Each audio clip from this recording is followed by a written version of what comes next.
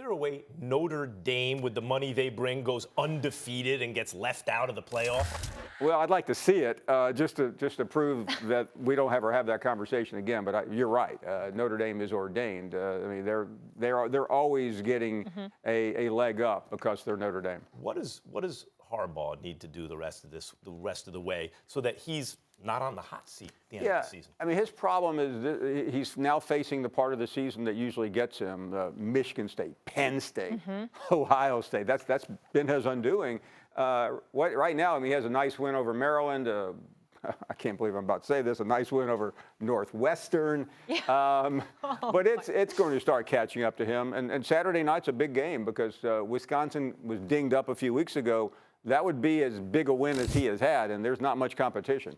Talk to me about Georgia from this perspective. You got Kirby Smart over there. He's a disciple of Nick Saban. He's 6-0. He's in the SEC. Last time we saw them really in the big game, as far as it was the national championship game, obviously they lost the thriller against Alabama. They're the number 2 ranked team in the nation, and I almost never hear about them from anybody. I'm sure you do, but I know I almost never hear about them from the rest of the nation outside of the South. Why is that? I hear so much about Clemson. I hear so much about Ohio State, and obviously Alabama, but not Georgia. Why? Well, they haven't played a lot of marquee games yet. They beat South Carolina on the road. Now, where I live, that matters, but it doesn't matter much beyond that time zone. Then they went to Missouri. That doesn't matter. They were hurt this week, Stephen A., for what you're talking about. Had LSU not lost, they lost on a pick six, this would have been the premier game. Game day would have been there. It would have been the biggest game of the year in college football, right up there with Penn State, Ohio State. Instead, it's lost some luster. And it's still a very tricky game. LSU is capable. I don't think they'll win the game. So, I mean, they're just waiting around for the end. And Kirby Smart is like Nick Saban, so you don't hear how great they are because all he does is talk about how many mistakes we've made. We're not that good. They do have a potential quarterback issue down the road. Fields is really good. He's pushing. Fromm is a good quarterback, but I think that will be for later, especially if they lose a game. And they have a tough month of October with LSU this weekend, and then 2 weeks from now they'll have Florida, which is resurgent. This college football season, we've talked about it, the NFL is resurgent, and college football's been great as always, but maybe not as great as last year, especially compared to the NFL, where the NFL was no good and college football was amazing. And one of the reasons that you identified was Alabama is just so overwhelmingly dominant. But in a way, doesn't that put more pressure because now they have the quarterback on Tua, especially, and Alabama, since they're such prohibitive favorites?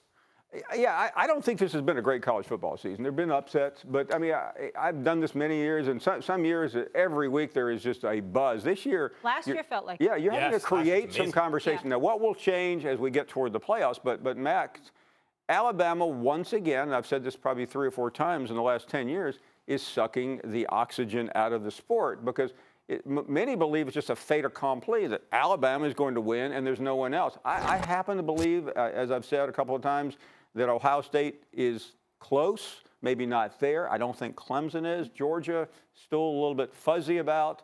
Oklahoma's gone. Notre Dame, I don't think matches up. Isn't there more pressure? Like, take Jalen Hurts, Stephen A. and others talking about he's not a good enough quarterback for this team, or it's a typical Alabama situation. They don't have the incredible quarterback. Now they have the guy everyone wants. Like, they're not allowed to lose now. But the argument against Alabama has been the schedule.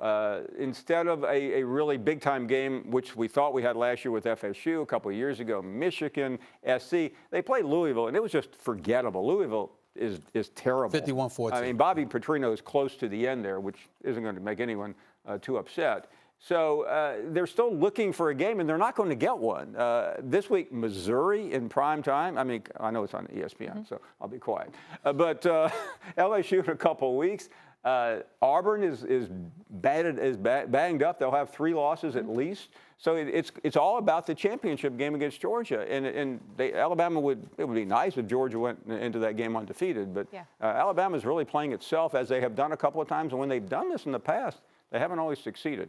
Alabama in 2013 was going for a three-peat, same conversation, and then the 109-yard return did them in.